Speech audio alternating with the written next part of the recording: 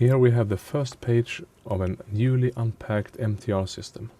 In the upper right corner we can see the version of the MTR app 4.3.42. We can also see the Windows version of this system. We also have the license terms for the system here. And if we just press exit, we can bypass the initial configuration and proceed into Windows. If we want, we can tick this box and accept the license terms, and then press next to get through a short wizard to get the system up and running. When we do that, we go here and we can enter a email address for this particular conference room. For example,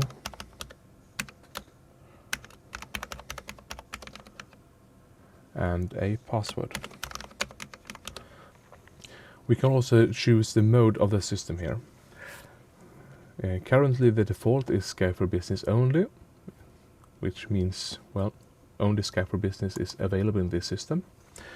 We can also choose from one of the other two options: Skype for Business default and Microsoft Teams, or Microsoft for Business and Microsoft Teams as default. Most systems today choose Skype for Business and Microsoft Teams as default. What this means is that when we place a call from this system, the default way of placing the call is through Microsoft Teams.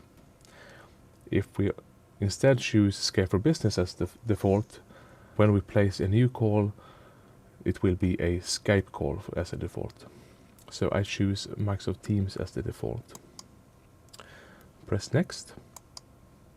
When we pressed the next, we came to this page. We can here see the same email address as Exchange sign-in. Usually we do not change anything here.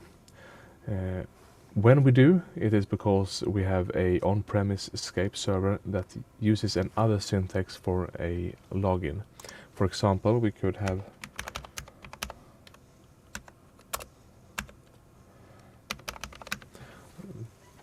this way of entering the username. There is also this third box here. If we have a server in a other domain, for example, I had a domain named uc.palinka.se, which differs from what we see after the @ sign here. Then we will enter the name of the domain here where the Skype server reside. But usually we don't change anything here. So I just press next. And we are done with the first configuration. So I just press finish here. The system then reboots and starts to start up the application. And I have not connected this system to the network yet. Because I want to decide in what order the Windows update will run and when the MTR app is updated. So I press the More button here and Settings. I then come to this page where I enter the password of the administrator user. The default password for all MTR systems is SFB, like Skype for Business, so SFB. SFB. And then I get into this setup page. So we see here the app is still version 4.3.42. It's not been updated because I haven't connected this system to the internet. We can see the Windows version here again and an IP address. This is not the IP address of the system on the internet, it's a internal IP address. We see the hostname on the system. In the next menu we have account, where we have the information we entered before the system rebooted. Don't change anything here. In the Skype for Business, same thing. The information we had in the first page, in the first short wizard. We then go to the Meetings tab. We have here currently two settings. The first one is quite important: automatic screen sharing. This decides how the system will behave when in a Teams or Skype meeting. As a default, when connecting a computer using HDMI, this screen is shared in the room. However, we don't always want to share the screen with the meeting participants in the other end of the call. So if we have this ticked like here, it will show the screen automatically. We'll see a red frame around the image in the room. If we disable this feature, we will see the HDMI signal in the room on the screen on the wall, but it's not sent to the other end by default. Show meeting names is another setting here. That's what we show on the in-room display on the table.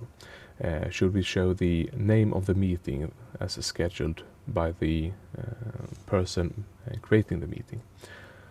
So if we do this, if we have this ticked, we will show what the meeting is about, and if we untick this, it will not show what the meeting is about on the screen, on the table, in the room. The next menu is the device menu.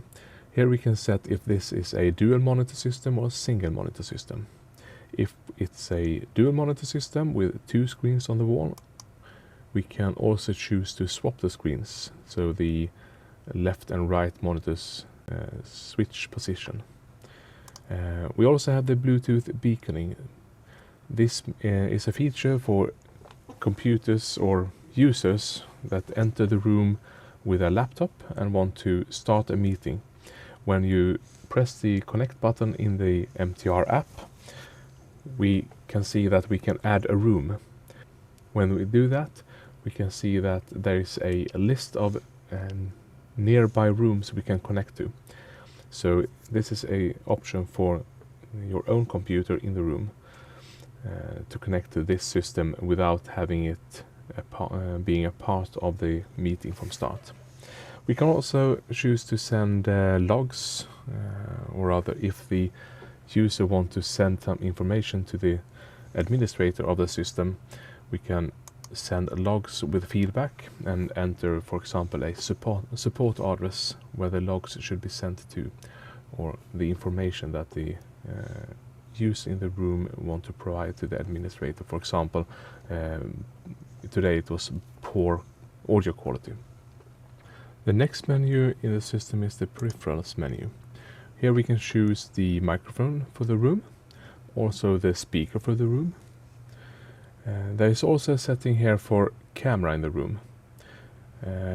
This is not the camera in the front of the room displaying the people in the room for the other participants in the meeting.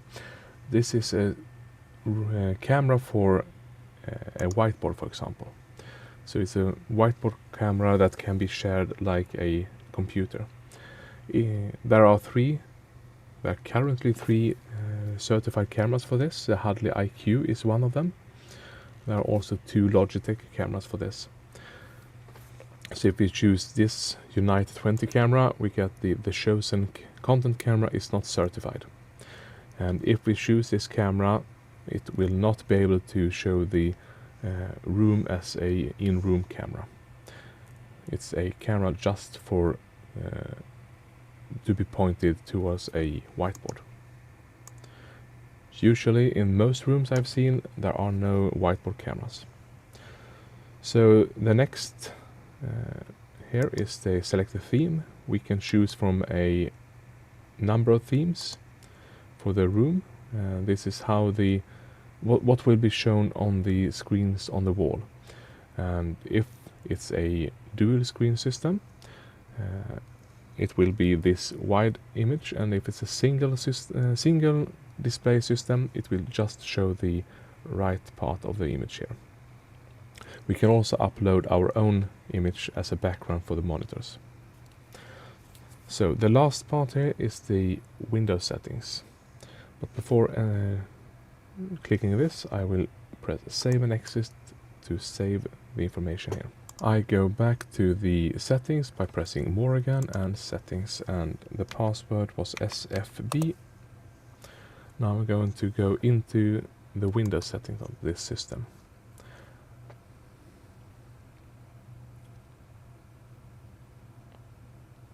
I then get this image where we can go back as the Skype user. This user is a user without a password, and it shouldn't have a password. It's just a user with no rights to do anything in the system except for launching the MTR app. It's also auto logging in to the system when rebooting the system. Now we want to go in as an administrator. So we press administrator and use the same password, the SFB password. And we are logging into the system. You can see down here that I'm not connected to the internet. So then I press this icon down here and choose all settings. If it's not shown in your system, just press the expand and it should be here.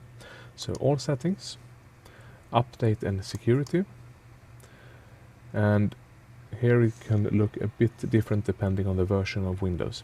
Either you have a button here saying pause Windows updates for 7 days, or as here in an older system I got the advanced options and I can pause updates.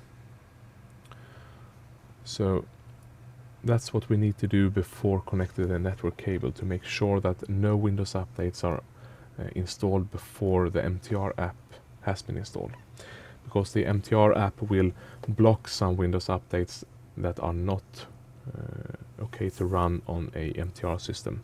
For example, we need to currently run either Windows version 18.03 or 19.03. So the latest version of Windows, which is 20.04 today, is not certified to run on the system. Now I can connect the network cable to the system because we have paused the updates. I will then launch the Store app, Microsoft Store, because let's see, we'll wait for the, there we have, refresh. We press no, we don't want this system to be discovered on the network. That sets the firewall. In the Microsoft Store app, we press these three buttons, three dots, and downloads and updates. And we press the get updates. This is how the MTR app is delivered to the system. We won't see it, but it will come in the background to the system. And that's what we need to do. We can now close that window and it will be downloaded in the background. Now we wait for the application to install the latest version. The Microsoft Store will update to the latest version, which is 4.4.63 currently. When it has done that, we can re-enable Windows Update to update the Windows system too. While it does that, I thought we'd do some other things in the system. Since I am in Europe, where we have a 24-hour clock instead of the 12-hour clock, which is default in this image of the MTR system at least, I'm going to show how to set the language and clock to something else. So I'll just press the search button here and enter language. I'm going to set the language for the administrator user and then run a script to copy those settings from the administrator user to the Skype user. So I'm in Sweden and then choosing Sweden as my region. I can also choose another language if I want here, or rather I can after I have added that language. So I can add, for example, Swedish here and press next and install. If I then want only Swedish in this system, I remove the English as a language. I won't do that now. I can also see that here that since I chosen Swedish, And Sweden now, I have a 24-hour clock. I can choose some other region which has the same clock, and it will set that. It's set to the administrator user right now. So if I reboot and it boots into the Skype user, it will not reflect this time. It will have the time of the Skype user. So to copy these settings, I will right-click the Start button and choose Windows PowerShell Admin and choose Yes. I then copy the settings of the administrator user to the Skype user using a script that's been shipped with the system by Microsoft. So I enter the command, so PowerShell execution policy unrestricted, and then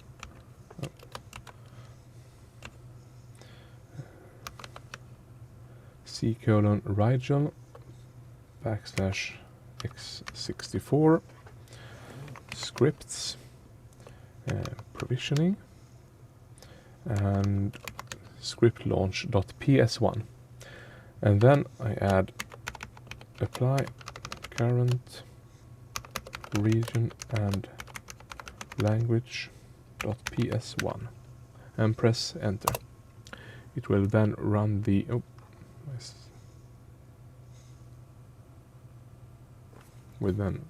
script.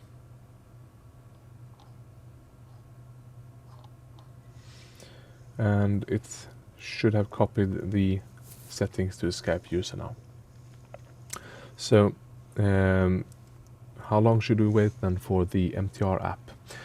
I've seen it take from 10 minutes to several hours. So if we are patient and have something else to do, we can just leave the system and come back to it in a while.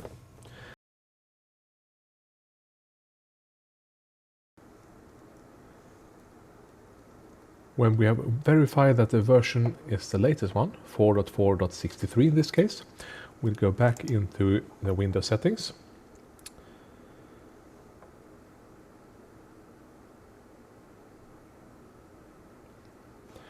We'll log in as the administrator. And now we can re-enable the Windows update. So resume updates. And we start to check for updates. And it will start for the administrative account. So press the start button and just write password and change your password. Here we can press change, and the current password is SFB. Next, new password.